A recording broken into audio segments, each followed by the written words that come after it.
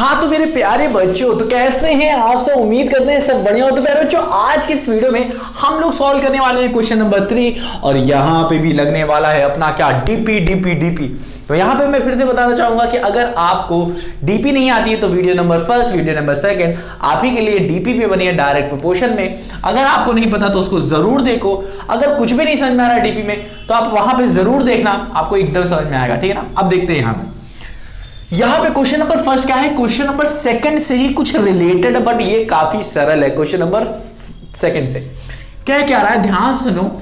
इन question 2 above question 2 कह रहा है, बस कह रहा है क्वेश्चन नंबर 2 में हमें रेड पिगमेंट दिया था और बेस दिया था, उसमें इंटरमिक्स करके हम लोग क्या करते, मिक्सचर ऑफ पेंट बना रहे थे। ठीक है, अच्छे से हम लोगों ने पढ़ा है। जिस बच्चे ने वो वाली वीडियो देखी ना, मैं बता रहा हूँ कि मतलब मजा आ गया होगा। अगर आप देखना चाहो तो देख सकते हो ना, बहुत गजब मजा आया है। ठीक है, अब देखो ये वाला देखते हैं क्या है कि क्वेश्चन नंबर 2 है, कह रहा है कि if one part of red pigment, कह रहा है एक red part of red pigment था। याद आ रहा है कि नहीं, जो हम लोगों ने पढ़ा था कि हम लोग ले रहे थे red part of red pigment ले रहे थे हम लोग, हाँ कि ना।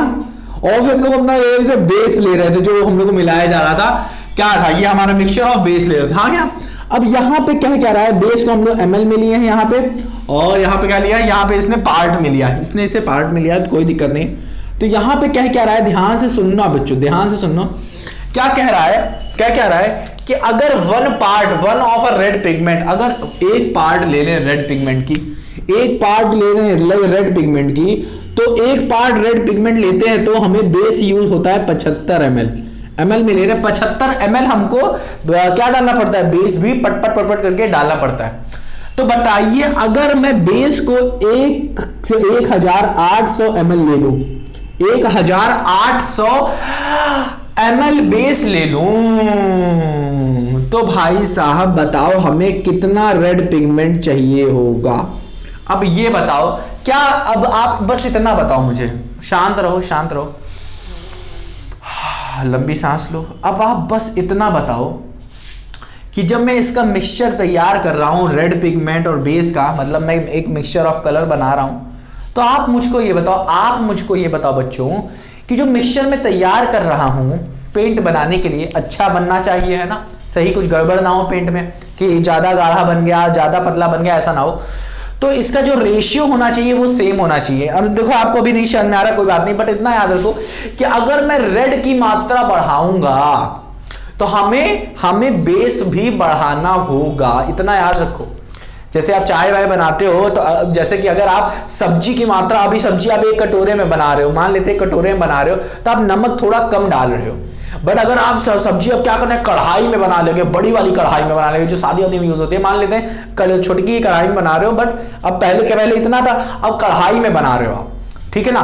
तो अब सब्जी ज्यादा होगी तो अब चुटकी भर नमक से काम नहीं चलेगा, आपको अब 1 चम्मच नमक हो सकता है डालना, हो सकता है 2 चम्मच डालना पड़े, तब जाके टेस्ट आए, हाँ कि ना। समझ में आ रहा है कि नहीं? तो इसी तरीके से अगर आप रेड पिगमेंट क्या कर रहे हो, बढ़ाओगे, तो आपका ये बेस भी बढ़ेगा। इसी तरीके से अगर आप बेस बढ़ा देते हो तो रेड पिगमेंट भी बढ़ेगा। तो अगर आप चाहो तो यहां से डायरेक्ट सॉल्व कर सकते हो कि आपको बस देखना है कि कितने टाइम्स, अगर सुनना, अगर ये 75x टाइम्स बढ़ा है, x टाइम्स का मतलब क्या है, इसमें कुछ मल्टीप्लाई हुआ तभी तो ये हुआ, इनिशियल स्टेज से कुछ हुआ। जितने गुना ये बढ़ा है उतने गुना ही हमारा क्या बढ़ने वाला है, x भी बढ़ेगा, उतने गुना ही हमारा ये x भी बढ़ेगा। अगर ये x टाइम्स हुआ है, बढ़ा है, तो ये भी x टाइम बढ़ेगा। अगर ये x टाइम बढ़ेगा तभी हमारा ये डीपी में आएगा, डायरेक्ट प्रोपोर्शन में। तो हमको इतना तो समझ में आ गया कि एक क्वांटिटी यहां पे बढ़ेगी तो दूसरी भी बढ़ेगी, तो इसका मतलब ये क्या है, डीपी में है।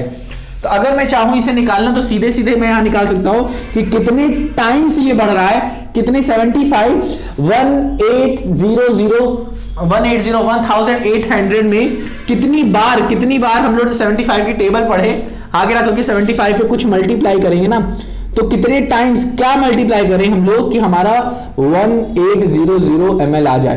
तो अगर आप करना चाहो तो सीधे कर सकते हो कि 1800 को हम लोग 75 से डिवाइड कर दें तो ये आ जाएगा हमारा। यहां से अगर आप करना चाहो, अगर आप यहाँ करना चाहो तो इसको ऐसे कर दोगे, 75 की टेबल, 5 की टेबल पढ़ लो, 5 एकम 5, 5 दूनी 10, नहीं 5 एकम, तो 5 एकम 5 और ये आ जाएगा 2, 5 25 आ गया, और इसको काटो यहाँ से तो 5 का 5 आए 15 और 3 यहाँ पे 5 6 30 और ये आ जाएगा फिर 15 से काट लो, 5 का 15 यानी 15 15 30 और 15 15 60, तो आ जाएगा चौका 60, मतलब 24 आ जाएगा बच्चों आंसर।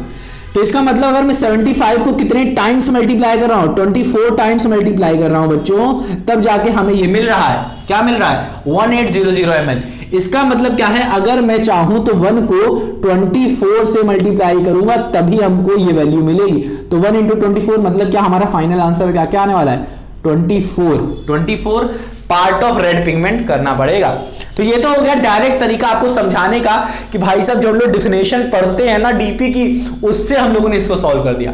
अब देखते हैं कि एनसीईआरटी मेथड से और जो आपको एग्जाम में करना है बच्चों, वो किस तरीके से करना है। आपको इतना पता हो जाना चाहिए कि क्वेश्चन में जो डीपी यूज कर रहे हैं या इनवर्स प्रोपोर्शन हो रहा है या डायरेक्ट प्रोपोर्शन हो रहा है, ये आपको पढ़ना है, क्वेश्चन को समझना है। अगर डायरेक्ट प्रोपोर्शन हो रहा होगा मतलब एक क्वांटिटी बढ़ाओगे तो दूसरी क्वांटिटी भी बढ़ेगी। इसका मतलब यहां पे इतना समझ जाओ कि अगर रेड पिगमेंट को बढ़ाओगे तो हमारा क्या होगा, हमारा बेस भी बढ़ेगा, और अगर बेस को बढ़ाओगे तो रेड पिगमेंट भी बढ़ेगा, दोनों से सही है, ठीक है ना। तो यहां पे हमें पता चल गया कि भाई जब हमारा डीपी लग रहा है, इसका मतलब क्या हुआ, ध्यान सुनो, इसका मतलब ये क्वेश्चन फॉलो करेगा, दिस क्वेश्चन फॉलोज डीपी। इसका मतलब यहां पे हम लोग लगाएंगे x1/y1, ये कंडीशन है डीपी की कि ये अगर होगा तो हमारा आंसर आ जाएगा x1/y1, और दूसरा बढ़ गया है तो हमारा ये आ गया x2/y2। ये क्या होगा, हमारा k के इक्वल होगा। यहाँ पे सिर्फ 2 ही रिलेशन दिया गया है, एक ही बार बढ़ा है हमारा, तो हमने क्या किया, इनिशियल स्टेज से सिर्फ एक ही बार इसको बढ़ाया है। हो सकता था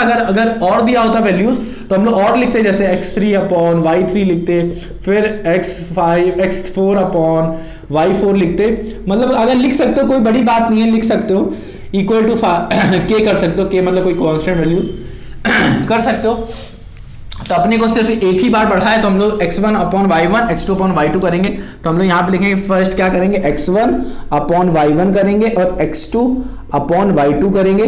तो हमारा x1 क्या है प्यारे बच्चों बताओ, x1 है हमारा 1 और y1 हमारा क्या है 75 और x2 हमारा क्या है, x2 ही तो निकालना था हमारे आगे ना, y2 हमें 1800 दिया था। अब इसको सॉल्व करते हैं तो x2 क्या होगा, अगर आप चाहो तो x2 को यहीं पे रखे रहो, इसको ऊपर ले लो, तो ये है डिवाइड में इधर चल जाएगा मल्टीप्लाई में, तो 1800/75 which is equals to x2। अब इसको चाहो तो ऐसे फ्लिप कर लो ताकि आपके लिए अच्छा रहे, तो ये आ जाएगा 1800 को चेंज नहीं करना है, बस आपको पोजीशन चेंज कर देनी। अब इसको अगर आप काटोगे तो वही चीज हो रही है ना 1800/75, तो इसको काटोगे तो फाइनली हमारा 24 आने वाला है। तो ये तरीका है प्यारे बच्चों आपको सॉल्व करने का, एग्जाम में आप सॉल्व कर सकते हो, तो आंसर आ जाएगा 24। ये तो आंसर निकालने के लिए मैंने आपको फटाक से बताया क्या तरीका होता है। तो ये हो गया हमारा आंसर, हाँ कि ना। तो उम्मीद करता हूँ क्वेश्चन नंबर 3 आपको समझ में आया होगा कि एक क्वांटिटी को बढ़ाओगे तो दूसरी क्वांटिटी भी बढ़ती है। यही हमारा क्या कहता है डीपी, कि सेम रेशियो में दोनों क्वांटिटीज बढ़ेंगी। तो मेरे नन्हे मुन्ने प्यारे बच्चों, उम्मीद करता हूं कि ये क्वेश्चन नंबर 3 फटाक से आपको समझ में आया होगा, बहुत अच्छे समझ में आया होगा, बहुत सरल था। और ये सरल उन्हीं के लिए जिनको पता है कि डायरेक्ट प्रोपोर्शन क्या होता है। सिर्फ यही नहीं है, डायरेक्ट प्रोपोर्शन मैंने बहुत बार आपको अच्छे से बताया है। तो आप क्या करो, अगर नहीं पता बच्चों तो क्वेश्चन करें वीडियो नंबर 1 और वीडियो नंबर 2 जरूर देखो, क्योंकि वहां पे पूरा चैप्टर में समझ आया है और हर एक टॉपिक को भी समझाया है। तो मेरे नन्हे मुन्ने प्यारे बच्चों, मिलते हैं अपनी अगली वीडियो। अपना ख्याल रखना और रिवाइज करना, इन फॉर्मूलों को मत भूलना, क्योंकि यही लगाओगे आप। तो मिलते हैं अपनी अगली वीडियो में, अपना ख्याल रखना मत भूलना।